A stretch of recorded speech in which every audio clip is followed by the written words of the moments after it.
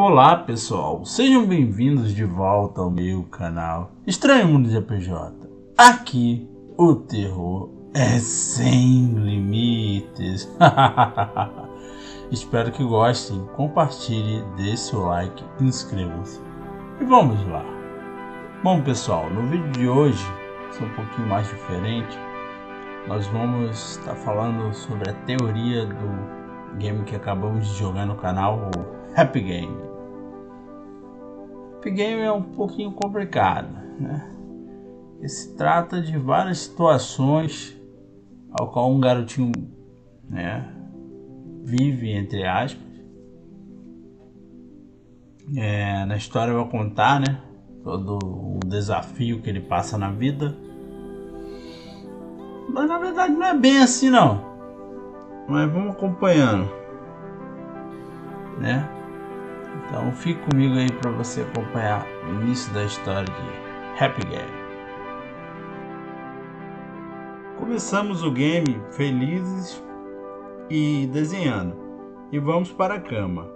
Quando sonhando, temos um pesadelo. Geralmente, né, questão de pesadelos, sonhos, são algo que a gente já viveu, né, ou presenciou, uma representação de algo que a gente já passou. Geralmente é o que dado a isso se revela pesadelos e sonhos. E a nossa mente ela não tem essa capacidade de, né, de sonhar com algo que a gente não viveu, pelo menos não normalmente, né? Geralmente é assim que funciona. Por mais da imaginação, ela é derivada de outras coisas. Por exemplo, se a gente vê uma flor de cor amarela, a gente pode sonhar com a flor de cor azul, porque a gente conhece a flor e conhece a cor azul. Então a gente pode imaginar aquela mesma, né, com outras cores diferentes. Isso é derivado. Então a gente não pode criar algo, um sonho, a partir de nada, entendeu? Então isso é bem específico. Eu estou achando isso bem específico porque se trata muito de pesadelos e sonhos. Então é o que vai abordar, né? Mais ou menos. Então o que ele está tendo são memórias. Porém essas memórias, né, estão sendo distorcidas. Elas não estão acontecendo exatamente o que ele viveu, né? Como eu falei, além de ser um pesadelo, né? São pesadelos. Ele meio que a mente dele vai mudando essas histórias.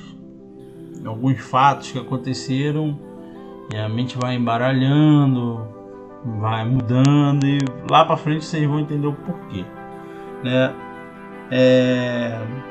E se você for ver, tem 3 itens importantes, né, que ele apresenta ali para ele, que seriam a bola, o coelho e o cachorro, né? Que um desses itens, né, todos os 3 na verdade tem uma história por trás, de como ele perdeu, como ele já não tem mais. Só que, como eu falei, vai distorcendo as coisas. Então é como se fosse uma forma, né, dele virar um herói no final da história. De tudo que ele passa, ele sempre, né, vai vencendo os desafios e tudo mais. Também temos uma cena na qual ele é partido ao meio, né? Abre, vou botar aí para vocês, como se ele fosse repartido ao meio, né? Isso pode representar a separação dos pais dele, né? Que com isso na trama, né, ele pode ter ficado traumatizado com esse fato, né, da separação dos pais, e com isso ele tem até, né, uma tendência de destruir os brinquedos dele, né? Por causa desse trauma ele acaba destruindo. Se você for ver, vou mostrar pra vocês aí, os brinquedos destruídos, né, ensanguentados, né, entre aspas, a imaginação dele, né, os brinquedos vão se destruindo, né? É como se os brinquedos fossem mal e ele fosse lá e acabasse com os brinquedos, derrotassem ele, entre aspas. Aí no caso vai passando, mostrando na história, né, ele acorda e parece que ele vai brincar com a bola, mas uma entidade aparece, né? Mais pra frente eu até tinha colocado ela como a culpa, né? E ela até vai mostrar a ele, né, como ele perdeu na verdade o coelhinho que ele gostava, né, que é um dos itens. E ela mostra, né, realmente o que aconteceu para ele perder o coelhinho. Vou mostrar a cena aí para vocês também. Então, mas só que ele imagina outras coisas e vai tendo outras situações ao qual ele tem que enfrentar bichos e monstros e tudo mais para resgatar o seu coelhinho, né? E a culpa, assim que eu tô nomeando aí a entidade, né, que é um sorriso, ela mostra no comecinho desse capítulo que por que ele perdeu o coelho, como ele perdeu o coelho, entendeu? Só que ele imagina totalmente diferente, é outra coisa, não foi aquilo ali. Então é aí que entra nessa trama aí dessa psicose na mente dele, que vai mostrando que ele vai distorcendo as memórias para que, né, ele fique feliz com a vida de herói que ele é. Ele é uma pessoa muito boa, que está fazendo as coisas certas, entendeu? É até nessa parte do coelho que mostra uma das cenas, né? Desse coelho gigante que tá com o coelhinho dele na mão, correndo atrás dele, né? Então ele tem que fazer várias coisas para derrotar. Nessa parte, na parte dos corações, né? Para você ver que ele, né, ele faz os corações segurar a guilhotina lá. Só que nisso ele mata um monte de coração, né? Ele vai deixando o coração triste e os corações morrendo, né? Pra você ver. Então, né, o coração tava felizinho lá, fazendo nada, só vivendo a vida dele, mas ele vai lá e perturba os corações até eles morrerem, né? Então aí eu não sei muito bem se é um herói, né? Tem que ver isso aí, sei não.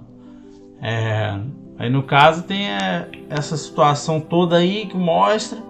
Aí ele vai derrotar o bicho, né?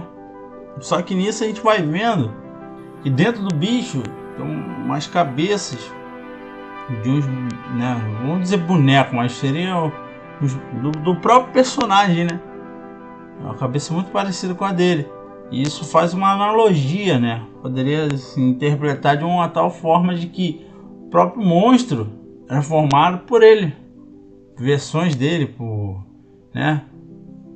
Por ele em si, várias formas dele dentro do bicho, e faz com que a gente pense, né, o próprio monstro, o próprio bicho que estava segurando ou que fez ele perder o brinquedo que ele gostava, para ele mesmo, no final das contas.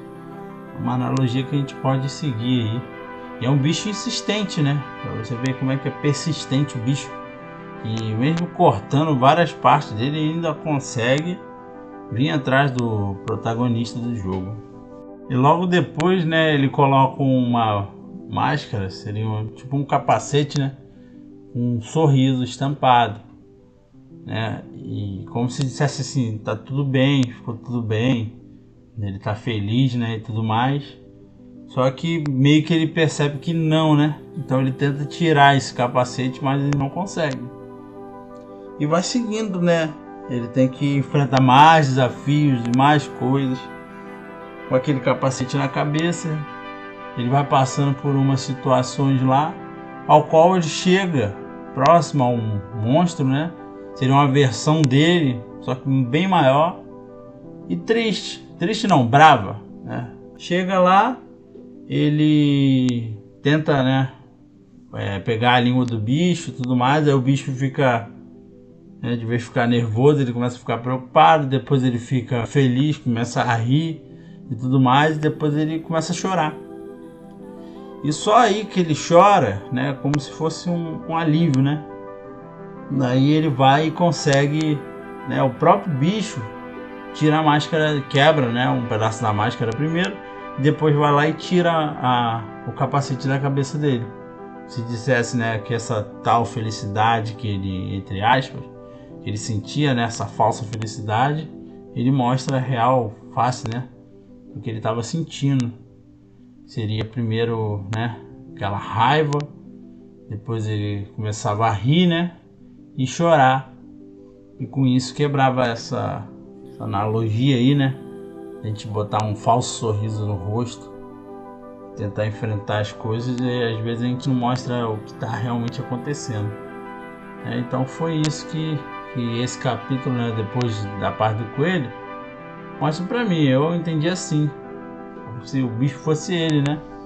Mas só depois dele passar das fases que ele tinha que passar, como raiva, medo, frustração, dor, né? Que ele foi quebrar esse falso sorriso, esse falso tá tudo bem, não, tô bem e tudo mais, e aceitou a verdadeira, né, situação que estava acontecendo com ele. E vai acontecendo, né? Depois ele passa por outras coisas bizarras. Como eu sempre falo, no final ele sempre dá uma de que venceu os bichos, né? Quando seria um herói, né? E aí ele vai pra acorda novamente e tudo mais. E acontece a mesma coisa. A entidade culpa, né? Depois eu vou explicar por quê, que eu acho que é a culpa. Faz com que ele volte, né?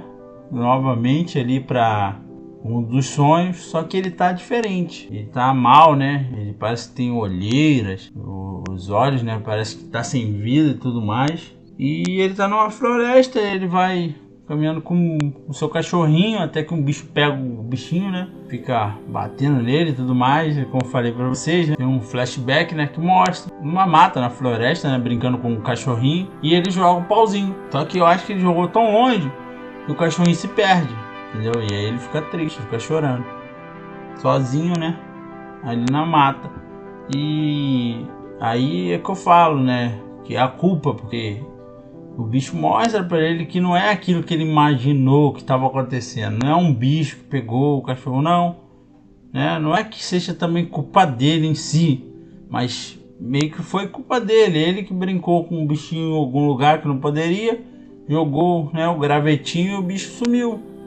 Então a culpa, né, disso cai sobre ele. Ele vai tentando fazer várias formas na cabeça dele de que não é ele, são bichos, são monstros, são outras coisas que estão fazendo isso com a vida dele, sendo que infelizmente é ele mesmo, né? Então ele fica meio perdido, né, nesse mundo aí de ilusão. E por fim, né, ele enfrentou um monte de bicho, um monte de coisa novamente para tentar reaver o cachorro, né? E ele meio que quando consegue, né, ele é teletransportado e vai caindo devagarzinho numa luz e tudo mais, e mostra ele frente a frente, né, com ele mesmo. Só que essa versão dele mais acabadinha, com a versão normal dele, mas sem os olhos. Quando ele vai enfrentar, né, quando ele tá de frente, meio que quando ele vai interagir, né, com essa versão dele, aí aparecem os 3 itens, né, numa folha de papel desenhado: o coelho, a bola e o cachorro. Só que nisso sai tentáculos de dentro dele. E aí ele começa a girar, né, tudo ali. Começa a mostrar tudo o que aconteceu de uma vez só. Começa a passar por tudo que ele passou muito rápido.